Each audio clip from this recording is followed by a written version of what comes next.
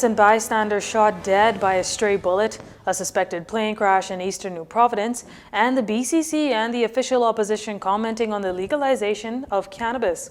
Good evening, everyone. I'm Tyler Simonet with your JCN News for this Wednesday, January 19th. A woman was shot dead with a stray bullet as she exited a vehicle to attend a prayer meeting on Tuesday evening. Gun violence is wreaking havoc on the streets of New Providence, and now police are on a mission to find the culprit. The shooting incident, which occurred in the area of Robinson Road opposite Ida Street, unfolded shortly after 7 p.m.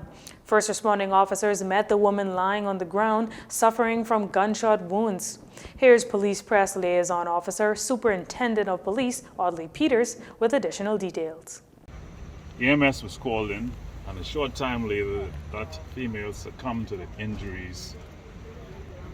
Initial investigations revealed that a party went to a house to collect a friend, and on their arrival at that residence, they were approached by a male who left that residence brandishing a firearm. The male ran from the residence, and as he ran, the suspect who brandished the firearm started to discharge that weapon at him. And as a result, he ran south along Ida Street onto Robinson Road. The suspect continued discharging his firearm. And as a result, the lady who was exiting her vehicle to attend a prayer meeting at a church here on the grounds was shot in the chest and face several times. As criminal investigators continue their investigation, police also informed reporters that the man running from the gunman was also injured and collapsed on Washington Street and Robinson Road. He was subsequently taken to the hospital where he's being treated for injuries he sustained in his lower extremities.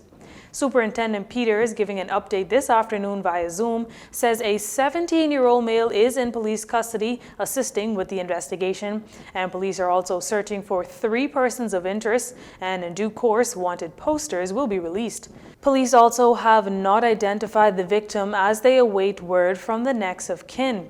Now, at a courtesy call this afternoon with the leader of the opposition, Bahamas Christian Council President Bishop Delton Fernander, says we as a nation need to ask the question, in which direction are we going? Are we going the way of cannabis, or are we going the way of breaking safe societies? Let's deal with the problems that are real and people dying going to church, and not rush to get to Parliament and not take care of the safety and security of our society as a whole.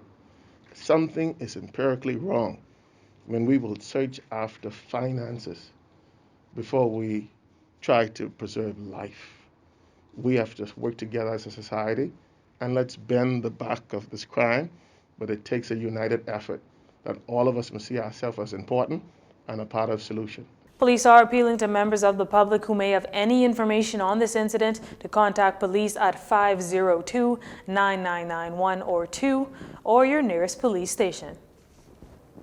A 2-hour search for an alleged plane that crashed in waters in eastern New Providence last night was called off, and efforts continue today until 11 a.m. According to a superintendent of police, Audley Peters, the search has now been permanently concluded after no debris, persons, or oil slicks were found.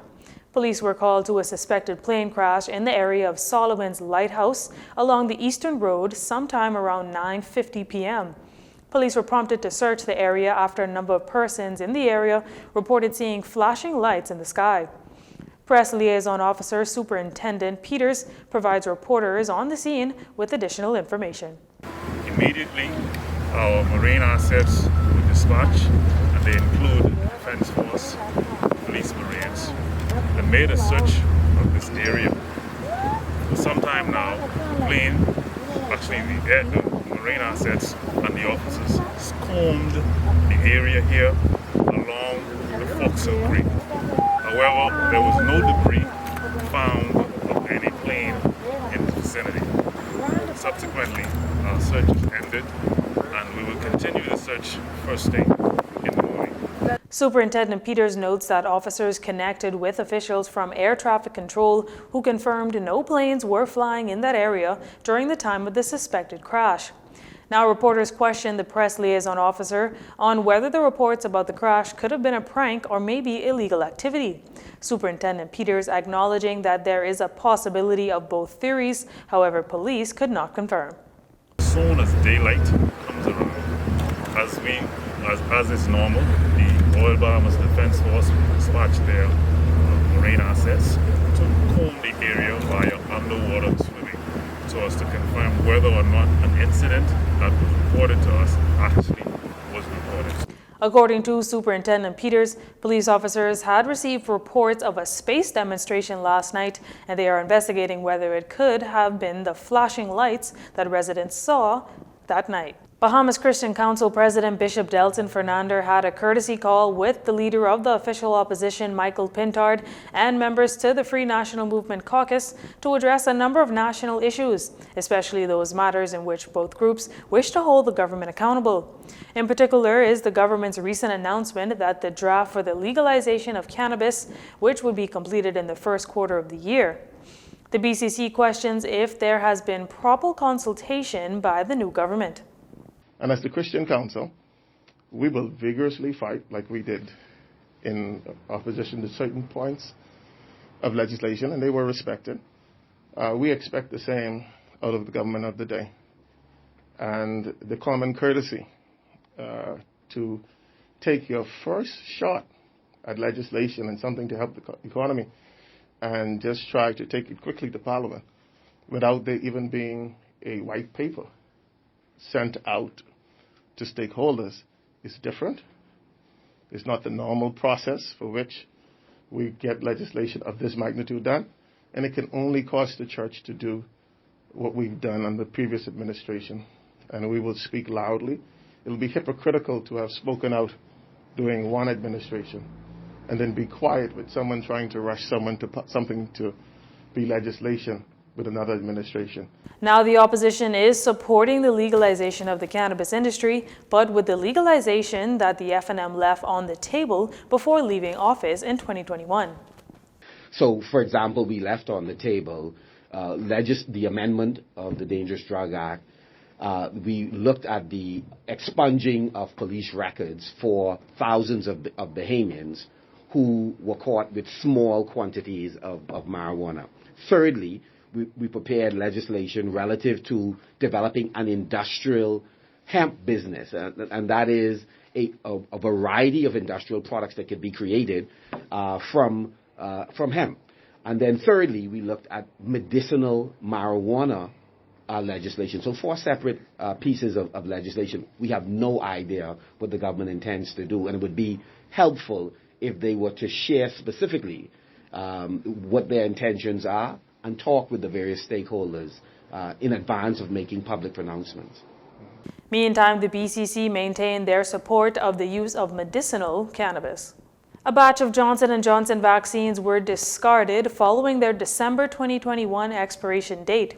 We learned this much from Health and Wellness Minister Dr. Michael Darville on Tuesday ahead of the weekly cabinet meeting. Now, last month, the minister said that an excess of 20,000 doses of the Johnson & Johnson vaccine were set to expire at the end of the year due to low intake.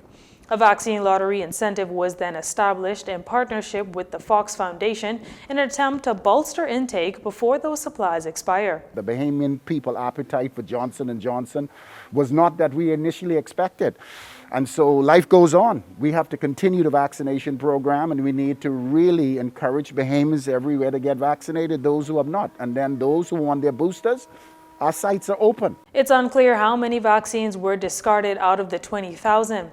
Asked if the government will bring any more of those Johnson & Johnson vaccine doses in country, Minister Darville says no, but he will have to clarify with the National Vaccine Consultative Committee. Prime Minister Philip Davis is back in country, having returned from a 5-day stay in the United Arab Emirates, attending Expo 2020 in Dubai. But before returning to the capital, the Prime Minister from Dubai was on the defense as he responded to backlash concerning the cost and delegation size of Bahamians that were on that recent trip. That trip was a hot-button topic since the delegation of over 100 left for the Expo 2020 late last week. Prime Minister Davis responded to those critics. That's not the issue here. The issue here is that here's a venue. The Dubai trip was not solely funded by the Bahamas government, as the United Arab Emirates and private donors also lent their support.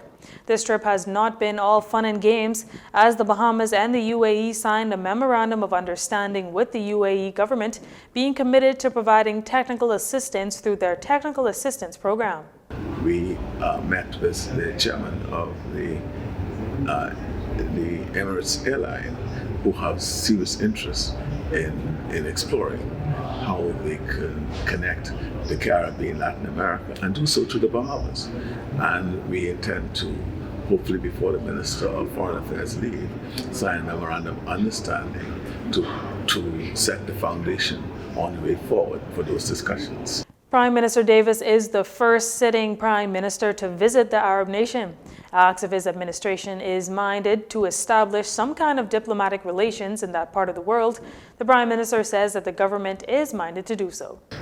What I do know is that from around 2013, 14, 15 through 16, Fred Mitchell, the then Minister of Foreign Affairs, and now again the Foreign Affairs Minister, was working assiduously on strengthening the ties between the Middle East and the Bahamas, and in particular CARICOM.